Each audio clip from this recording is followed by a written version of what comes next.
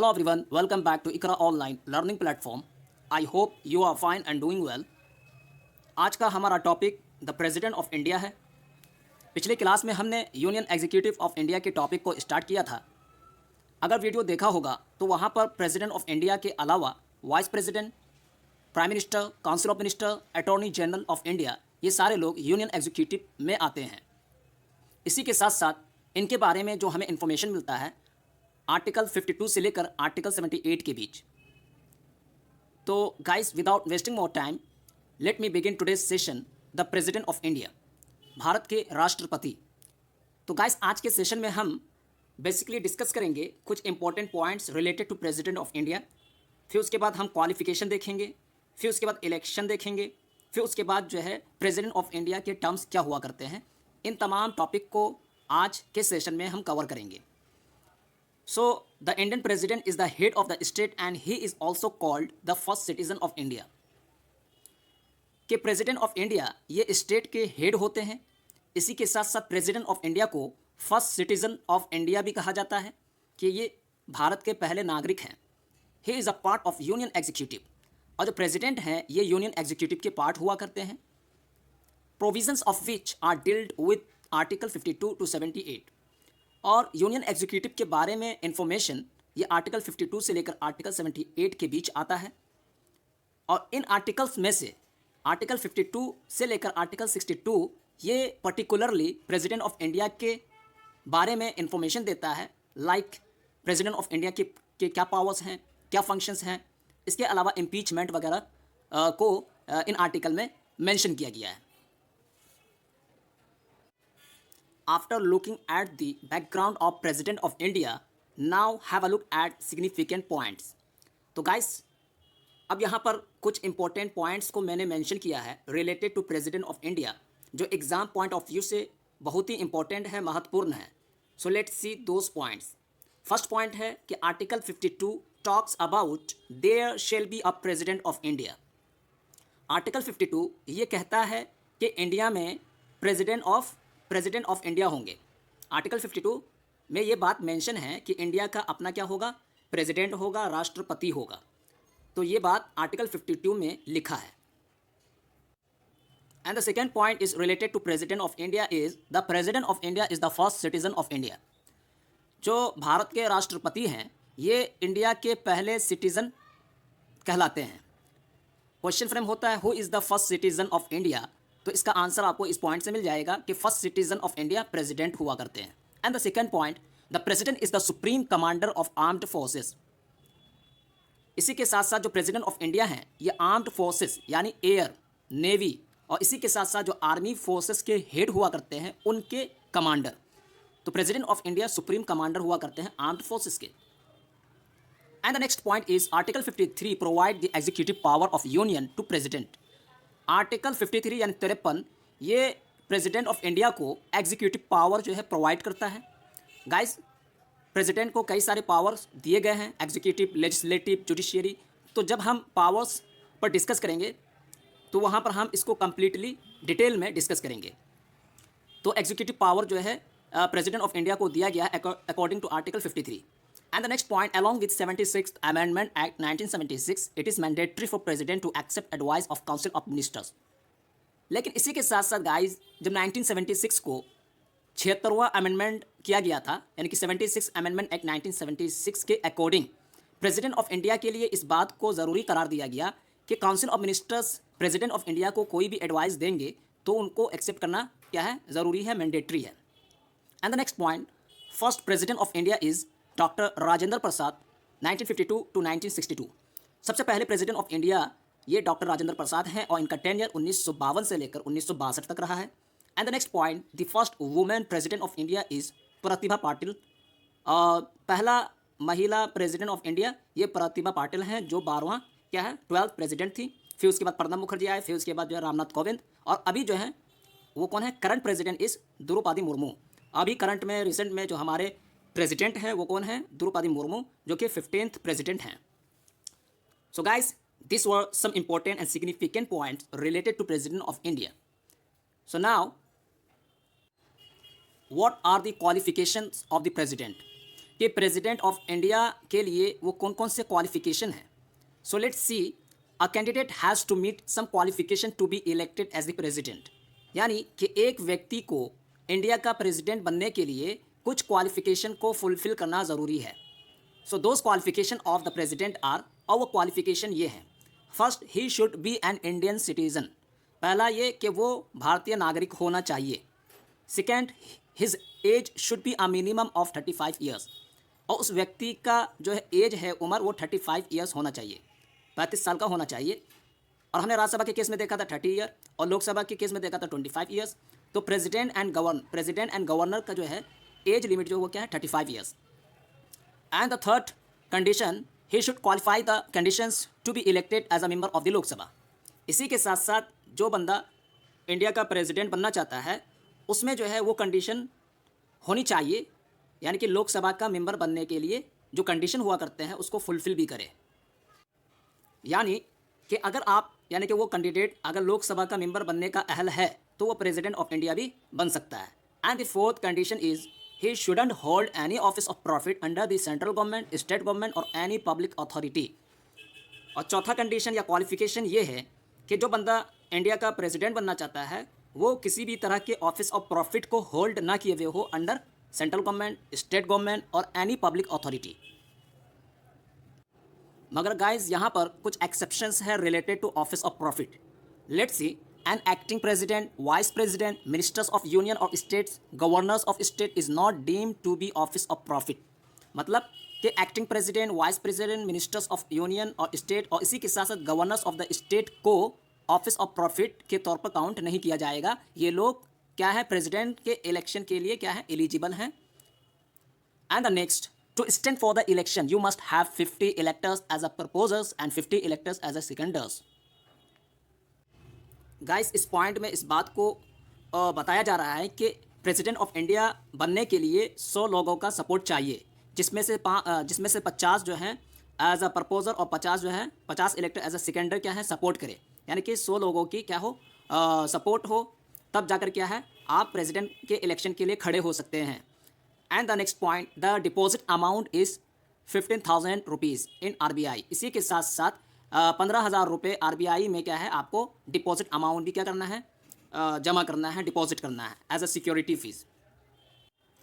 और guys, one point यहाँ पर ये है कि जो ये 15,000 का डिपॉजिट अमाउंट को जो RBI में सबमिट किया जाता है उस व्यक्ति के ज़रिए जो प्रेसिडेंट के इलेक्शन के लिए खड़ा हुआ है, अगर वो बंदा 1/6 वोट को हासिल कर लेता है तब ये 15,000 रिफंड हो सकता है, अदरवाइज नहीं.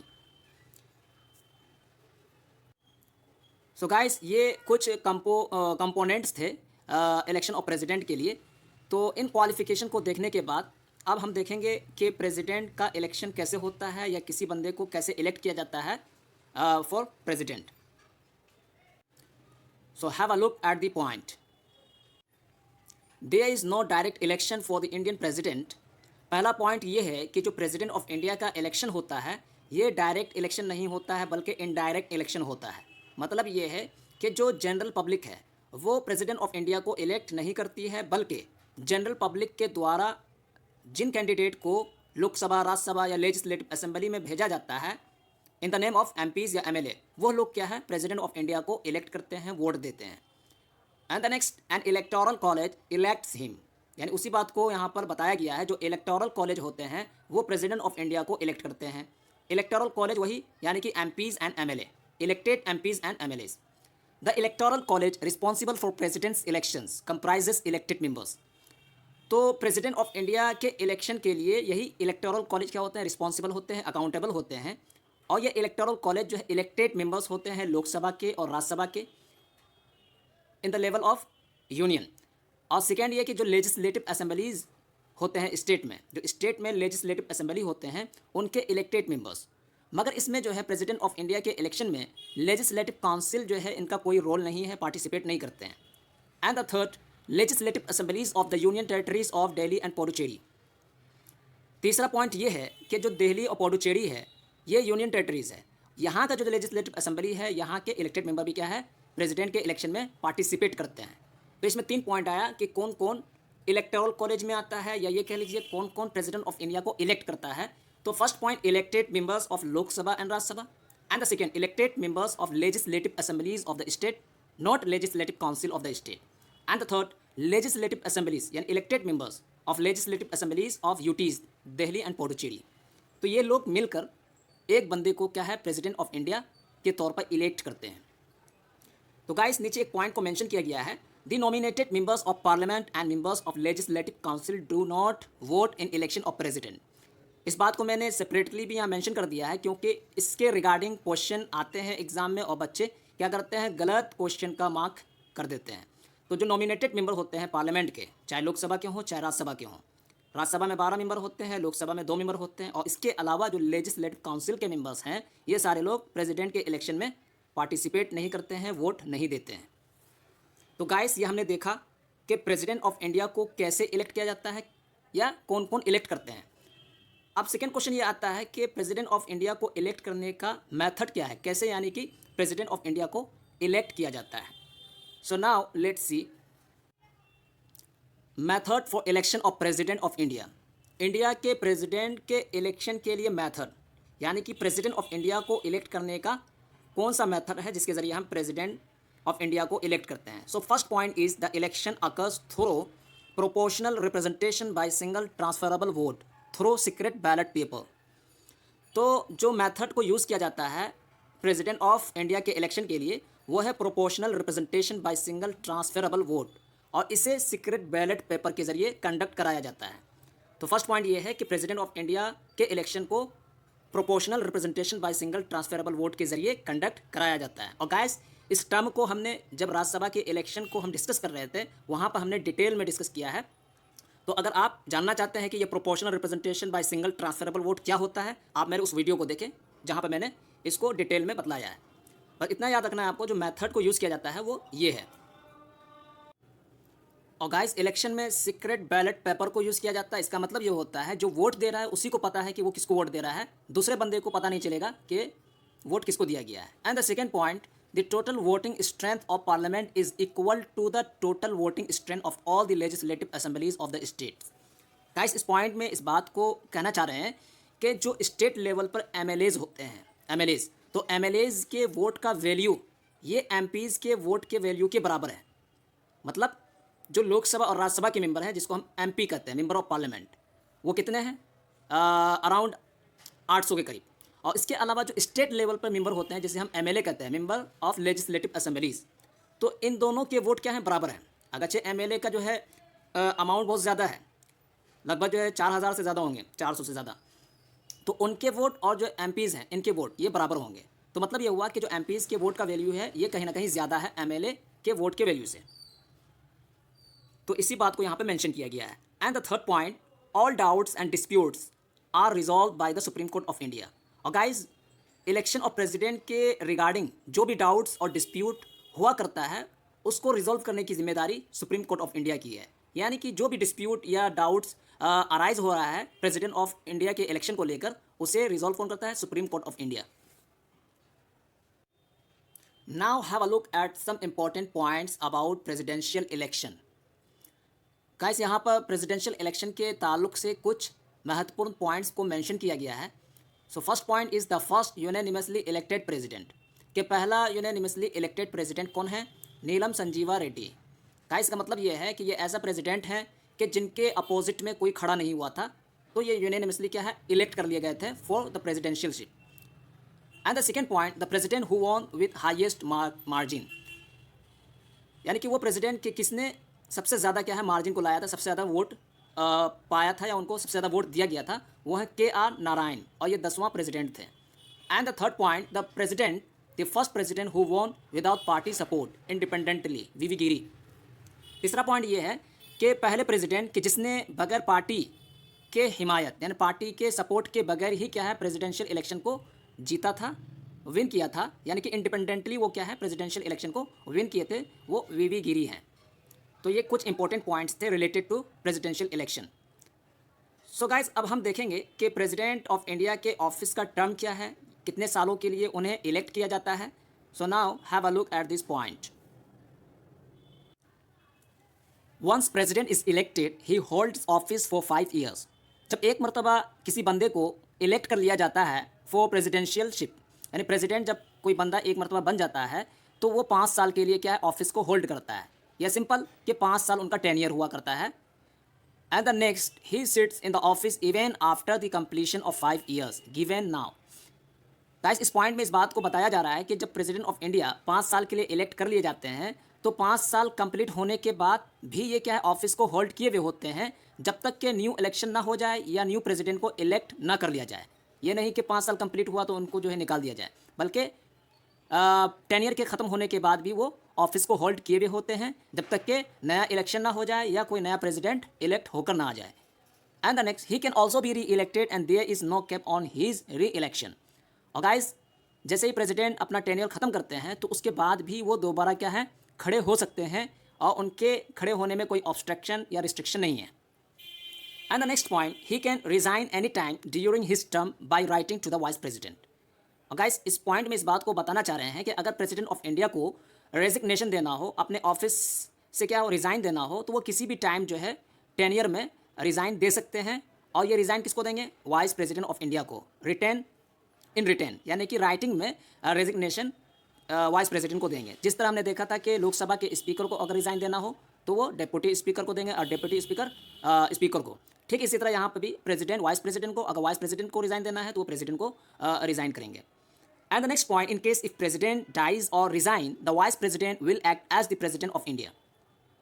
गाइस बाय सपोज कि अगर प्रेसिडेंट ऑफ इंडिया की मृत्यु हो जाती है, इंतकाल हो जाता है या वो रिज़ाइन कर देते हैं तो उनके गैर मौजूदगी में, उनके एब्सेंट में vice president of India president of India के तौर पर क्या है काम करेंगे, एक्ट करेंगे। And the next point if president is sick और unable to perform his duty the vice president will only perform his duty but not act as president. इस पॉइंट में इस बात को बताया जा रहा है कि अगर प्रेसिडेंट ऑफ इंडिया बीमार हैं या अपने ड्यूटी को परफॉर्म करने के काबिल नहीं है तो उनके गैर मौजूदगी में वाइस प्रेसिडेंट ऑफ इंडिया ही क्या है उनके ड्यूटी को परफॉर्म करेंगे, मगर इनका ड्यूटी को परफॉर्म करना ये एज अ प्रेसिडेंट नहीं होगा, यानी कि प्रेसिडेंट के तौर पर ये ड्यूटी को परफॉर्म नहीं करेंगे। And the next point in case both president and vice president Venkat their office.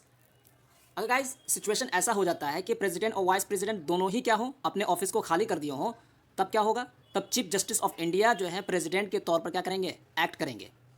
अगर बाई सपोज सीजेआई भी ना हो तब, यानी कि प्रेसिडेंट भी ना हो, वाइस प्रेसिडेंट ना हो, चीफ जस्टिस ऑफ इंडिया भी ना हो, तब जो है सुप्रीम कोर्ट के जो सीनियर मोस्ट जज होंगे वो प्रेसिडेंट ऑफ इंडिया का के तौर पर क्या है वो एक्ट करेंगे।